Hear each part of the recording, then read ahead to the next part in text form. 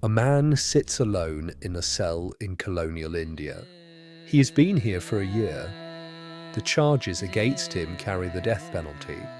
The British administration fully intend to use it. Instead, in that cell, in that silence, in the conditions designed to break a man, something happens to him that will alter not only the entire course of his own life, but the lives of thousands who will follow in his wake. India at that time was still under British colonial rule. I have a personal connection to this story. I once met a man in France who had been a disciple of this mystic and carried living memories of Pondicherry in a life lived in direct proximity to somebody quite extraordinary. And also a close relative of mine had an indisputable metaphysical experience in the presence of one of this man's closest followers. These encounters confirmed what I had already sensed from the writing, that this was someone who had not believed his way to these conclusions, who had not theorized or speculated or consoled himself with beautiful ideas. He had seen. His name was Sri Aurobindo, and the story of what happened in that cell and what unfolded from it across the remaining 40 years of his life is where we will begin. If the lights of those who kept the inner fire burning through the darkest of centuries speak to something in you, consider liking and subscribing. There are more of them to meet. Aurobindo Ghose was born in Calcutta in 1872. His father, determined that his son should enter the Indian civil service, sent him to England at the age of 7. He would not return to India for 13 years. At St Paul's School in London and then at King's College, Cambridge, he excelled in everything the Western classical tradition could offer.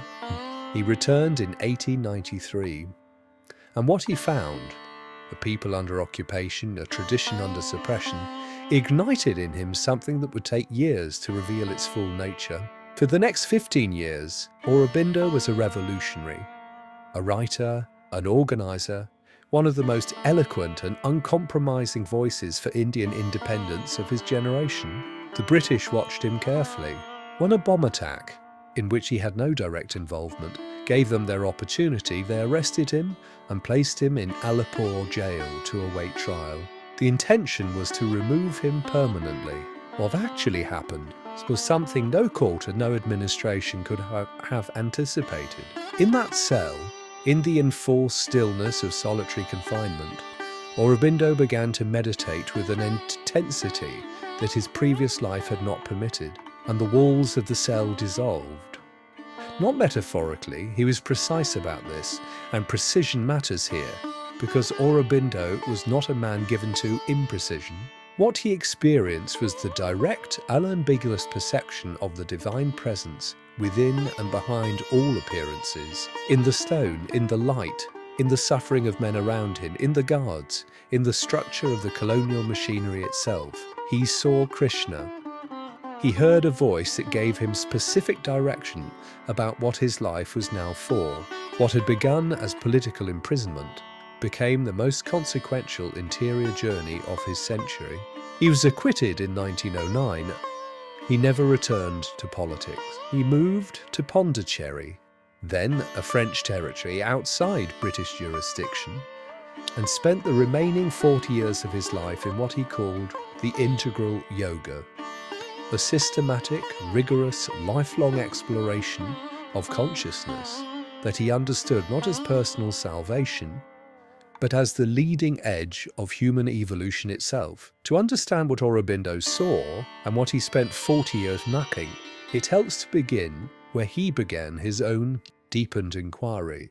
With the Bhagavad Gita, his commentary on the Gita is among the most penetrating ever written, and it proceeds from the inside.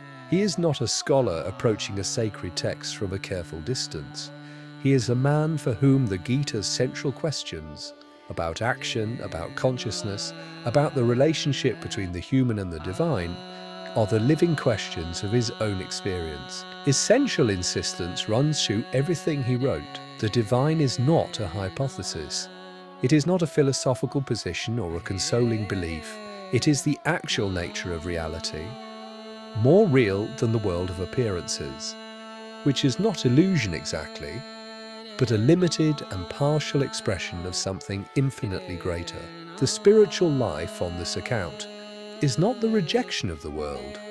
It is the transformation of one's relationship to it through the progressive realization of what is actually present within and behind all appearances.